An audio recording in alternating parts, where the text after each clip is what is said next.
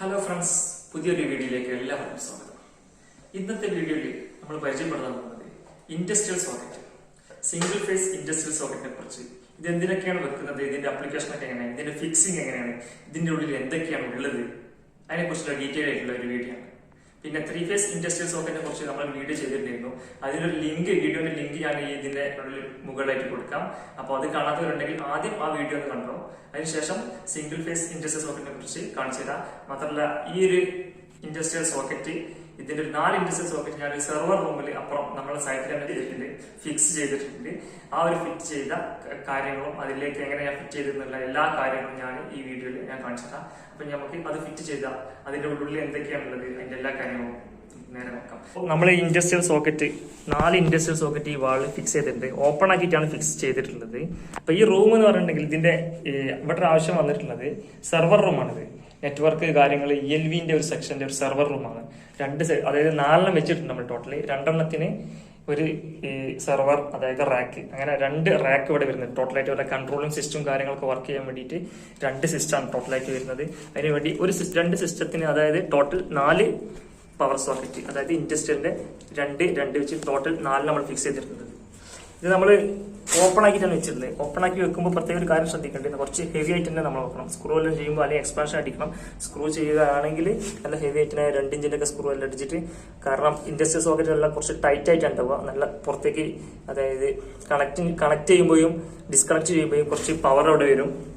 അപ്പൊ ഈ ബോക്സ് ഒന്നും പൊളിയാത്ത രീതിയിൽ നമ്മൾ നല്ല കട്ടക്കായിട്ട് തന്നെ, നമ്മളെ ലാംഗ്വേജിൽ പറഞ്ഞില്ലെങ്കിൽ നല്ല കട്ടക്കായിട്ട് നമ്മൾ ബോക്സ് എല്ലാം ഫിറ്റ് ചെയ്യണം. പിന്നെ അതുപോലെ തന്നെ ഇതിലേക്ക് കോൺട്രിബ്യൂട്ട് ചെയ്തിട്ടുള്ള നമ്മൾ ഫുള്ളായിട്ട് ഓപ്പൺ ചെയ്തിട്ടുള്ളത്, ഇങ്ങനെ ഓപ്പൺ ചെയ്തിട്ടുള്ളത്. അതിലേക്ക് നമ്മൾ കേബിൾ വലിച്ചിട്ടുള്ളത് 4 mm കേബിളാണ്. നമ്മളെ ഇൻഡസ്ട്രിയൽ സോക്കറ്റ് 32 ആംപിയറിന്റെ ഇൻഡസ്ട്രിയൽ സോക്കറ്റ് ആണ്. അപ്പൊ അതിലേക്ക് വേണ്ടത് 4 mm കേബിൾ വേണ്ടത്. അപ്പോൾ ആ രീതിയിലാണ് നമ്മൾ വലിച്ചിട്ടുള്ളത്. 2 സർക്യൂട്ടാണ് വലിച്ചിട്ടുള്ളത്, അതായത് രണ്ടെണ്ണത്തിന് ലൂപ്പ് ചെയ്തിട്ട്. ഈ ഒരു വീഡിയോയിൽ വളരെ ഡാർക്ക് ആയിട്ട് കാണുന്നുണ്ട്, കാരണം നമ്മൾ ഈ റൂമിൽ ഇലക്ട്രിക്കൽ പോയിന്റുകൾ, ലൈറ്റ് സിസ്റ്റം ഒന്നും ഇതുവരെ സെറ്റ് ആക്കിയില്ല, വർക്ക് നടക്കുന്നതാണ്. അപ്പൊ അതുകൊണ്ട് കുറച്ച് ഇരുട്ടുണ്ട്, ജസ്റ്റ് ഒന്ന് അഡ്ജസ്റ്റ് ആക്കണം നിങ്ങൾ. അപ്പൊ ഈ രീതിയിലാണ് നമ്മൾ ഓപ്പൺ ചെയ്ത് വെച്ചിട്ടുള്ളത്. പിന്നെ ഇപ്പൊ ബോക്സ് മാത്രമേ വെച്ചിട്ടുള്ളൂ. അതിന്റെ പുറത്ത് വരുന്ന ആ സർഫസിൽ വരുന്ന അതിന്റെ പ്ലഗ് ഇതുകൊണ്ടോ ഇങ്ങനെ വരിക.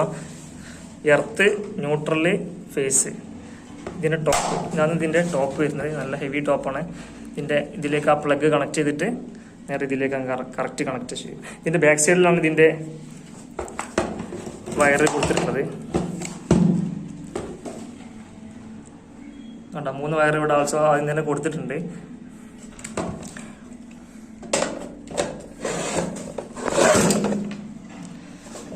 ഇവിടെ ഈ ഒരു ടോപ്പിന്റെ പ്ലഗിന്റെ തൊട്ടുപുറത്ത് തന്നെ 2 പോൾ ഒരു ELCB അതല്ലെങ്കിൽ ഐസൊലേറ്റർ ഇവിടെ ഫിറ്റ് ചെയ്യേണ്ട ഒരു പോർഷൻ ഉണ്ട്. നമുക്കിവിടെ കറക്റ്റ് കണക്ട് ചെയ്യാൻ പറ്റും. നമുക്ക് ഇവിടെ തന്നെ ഐസൊലേറ്റ് ചെയ്ത് ഓൺ ആക്കാനും ഓഫ് ആക്കാനും ആ രീതിയിൽ ഇവിടെ ചെയ്യാൻ കഴിയും. നേരെ അപ്പോൾ സർക്യൂട്ട് നമ്മൾ ഈ ഐസൊലേറ്ററിൽ വന്നിട്ട് വേണം, ഇതിന്റെ ഔട്ടാണ് നമ്മൾ ഇതിലേക്ക് കണക്ട് ചെയ്യേണ്ടത്. അങ്ങനെയാണ് വേണ്ടത്. അപ്പോൾ ഈ ഒരു പോർഷൻ കണക്ഷൻ കൊടുക്കുന്ന ഈ ഒരു സൈഡ് ഇപ്പൊ നമ്മൾ ഇതിന് ഈ നെറ്റ്വർക്ക് എടുത്ത് അയച്ചിട്ടുള്ളത്.